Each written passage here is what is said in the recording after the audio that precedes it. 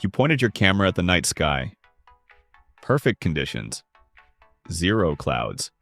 And then orange glow everywhere. No stars.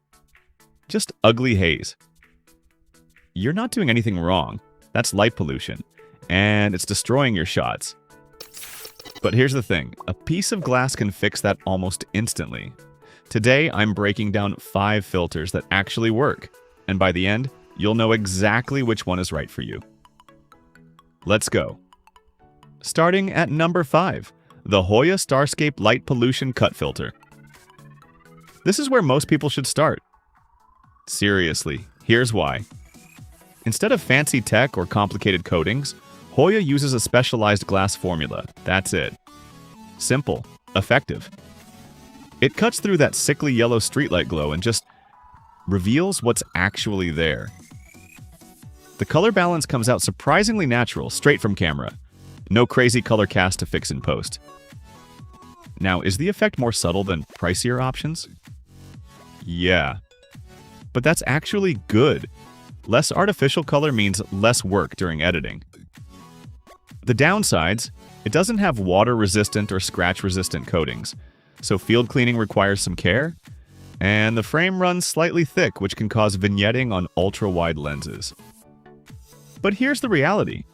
If you're just discovering astrophotography and don't want to drop serious money before you know you're hooked, this filter delivers. Real results, real value. That's why it's number 5.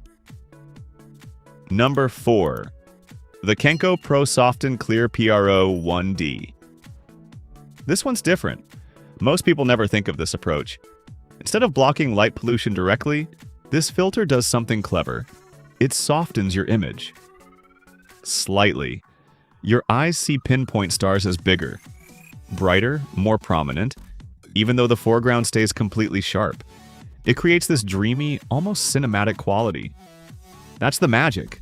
Built with genuine Japanese craftsmanship. Feels premium. Price is totally reasonable. But here's the catch. It doesn't actually address light pollution. If you're shooting near a city, this works best when paired with another filter on this list. This is a creative tool, not a direct solution. But if you want something that adds character to your night sky work, this one's special. Number 3, the K and F concept. Natural night filter. If you're anywhere near a city, this needs to be on your radar. The slim profile is huge here. Minimal vignetting risk, even on wide-angle lenses. That matters. The coating, 28 layers. Water-resistant, dust-resistant, oil-resistant.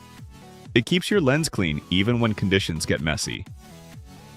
During testing, this neutralized that harsh sodium vapor glow completely. The blues and indigos came back.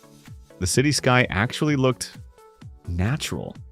Reflections from car headlights or street lamps? Minimal. Impressive for the price range. Will it match the premium optical performance at the top of this list? No, but the value here is insane.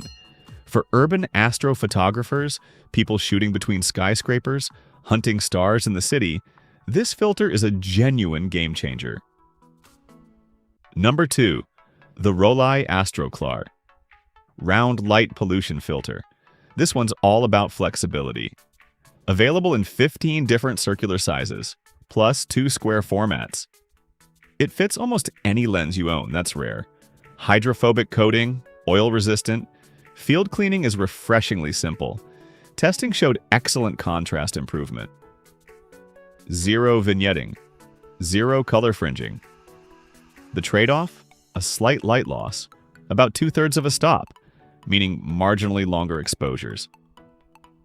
Pricing can feel inconsistent between sizes too. Worth shopping around before you commit.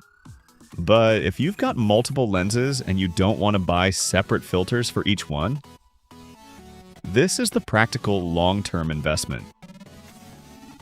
And the number 1 pick, the Cokin Nuances Clearsky. This is where serious astrophotographers graduate, and it's obvious why. Built from high-resolution neodymium glass, double-sided nano coating, delivers the strongest light suppression on this entire list. Practically erases urban sky glow. just gone.